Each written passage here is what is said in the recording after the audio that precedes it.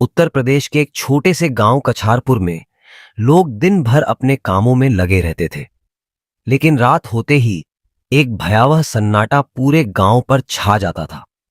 गांव के बाहरी हिस्से में एक घना जंगल था, जहां एक प्राचीन पीपल का पेड़ खड़ा था। उस पेड़ के बारे में गांव में अनगिनत कहानियां मशहूर थीं। कहा जाता था कि पीपल का वह पेड़ शापित है और उसकी छाया में जाने वाला कभी वापस नहीं आता। गांव वालों की जुबान पर सिर्फ एक ही बात रहती थी, रात के अंधेरे में उस पेड़ के पास न जाना। रात के वक्त कई लोगों ने उस पेड़ के पास अजीब सी चीजें देखी और सुनी। बूढ़े हरकिशन काका, जो गांव के सबसे पुराने निवासी थे, अक्सर गांव वालों को उस पेड़ के बारे में चेतावनी देते थे। उन्होंने कई बार बताया था कि वर्षों पहले उस पेड़ के नीचे एक तांत्रिक की हत्या हुई थी और उसी दिन से उस पेड़ की छाया में किसी अदृश्य शक्ति का वास हो गया था। हर पूर्णिमा की रात तांत्रिक की आत्मा प्रकट होती है और उस स्थान को अपने कब्जे में ले लेती है। अनिरुद्ध नाम का एक नौजवान अपने गांव लौटा। वह शहर में पढ़ाई कर रहा था और अब गांव के पुराने अंधविश्वासों से दूर एक तर्कशील व्यक्ति बन चुका था। उसके बचपन के दोस्त सुरेश, राजू और गीता उसके इंतजार में थे। गांव लौटने के कुछ दिन बाद ही अनिरुद्ध ने अपने दोस्तों के साथ मिलकर पुरानी यादें ताजा करने का फैसला किया। एक शाम सभी गांव के पास वाले तालाब के किनारे बैठे थे जब सुरेश ने अचानक पीपल के पेड़ का जिक्र छेड़ दिया। सुरेश ने कहा, यार, तुम्हें ऐसी वो पीपल याद है?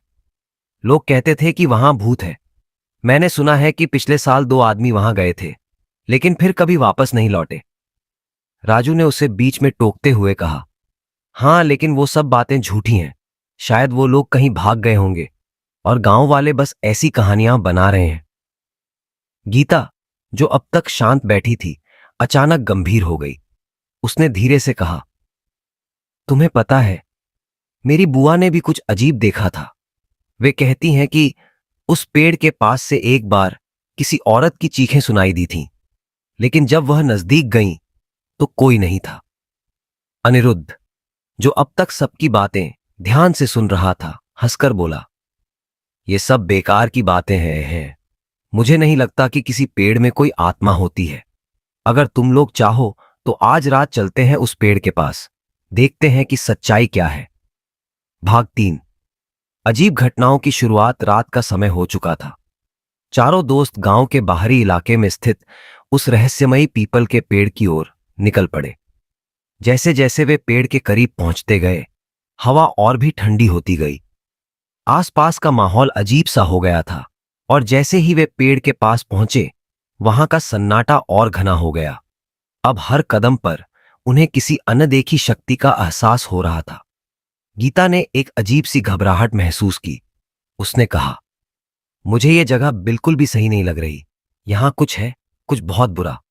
सुरेश ने हंसते हुए कहा, तुम भी ना बस वहम कर रही हो, ये सब मन का डर है। तभी अचानक एक सूखी पत्ती पेड़ से नीचे गिरी और जमीन पर टकराने की आवाज आई, लेकिन आवाज असामान्य रूप से तेज थी, जैसे किसी ने जोर से उसे पटक दिया हो।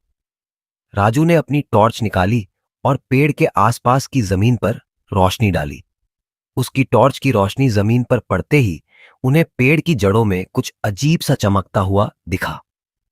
राजू ने घबराते हुए कहा, वो क्या है? वहां कुछ चमक रहा है। अनिरुद्ध ने आगे बढ़कर देखा तो वहां एक पुराना ताबीज पड़ा था। उस ताबीज के ऊपर किसी तरह की जड़ी बूटियां और राख लगी हुई थीं।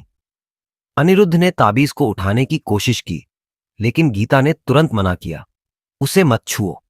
मैंने सुना है कि ऐसे ताबीजों में बुरी शक्तियां होती हैं।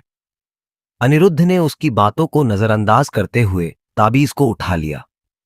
ताबीज हाथ में लेते ही एक ठंडी हवा का झोंका उनके चारों ओर घूमने लगा। हवा इतनी तेज थी कि लग रहा था जैसे कोई अदृश्य शक्ति उनके इर्द गिर्द घूम रही हो। भाग 4। तांत्रिक की छाया का प्रकट होना। जैसे ही ताबीज उठाया गया, पेड़ की शाखाएं अचानक हिलने लगीं। ऐसा लग रहा था जैसे किसी ने पेड़ की आत्मा को जगा दिया हो। तभी हवा में एक कर्कश और डरावनी हंसी गूंजने लगी। सभी ने एक साथ पीछे मुड़कर देखा तो एक धुंधली आकृति पेड़ के पास से उभरने लगी। वह आकृति धीरे धीरे आकार लेने लगी और अब साफ दिख रही थी। यह एक बूढ़ा तांत्रिक था, जिसकी आंखें लाल और चेहरा भयानक था।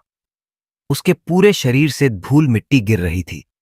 उसकी आंखें जल रही थीं और उसके हाथ में एक त्रिशूल था। उसने गुस्से से दहाड़ते हुए कहा, तुमने मेरी शांति भंग कर दी है। अब तुम इस जगह से जिंदा नहीं जा सकते। सभी दोस्त बुरी तरह से डर गए।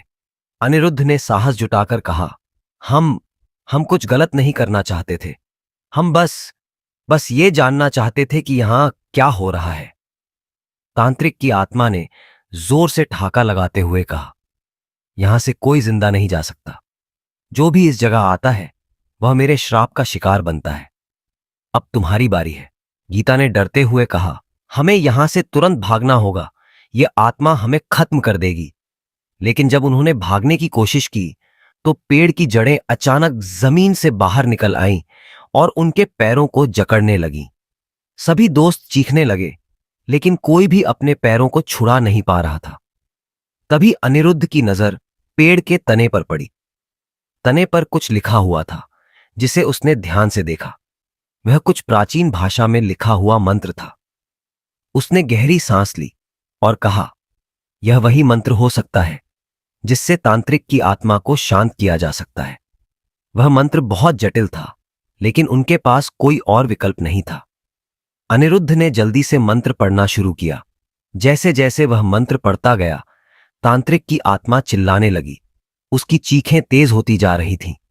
पेड़ की शाखाएं हिलने लगीं और जड़ें धीरे धीरे ढीली पड़ने लगीं। मंत्र पूरा होते ही तांत्रिक की आत्मा जमीन में समाने लगी। उसके चीखने की आवाज पूरे जंगल में गूंज रही थी। आखिरकार वह गायब हो गई। पेड़ अब शांत हो चुका था। दोस्तों ने एक दूसरे को देखा और धीरे धीरे वहां से भागकर गांव की ओर चल पड़े।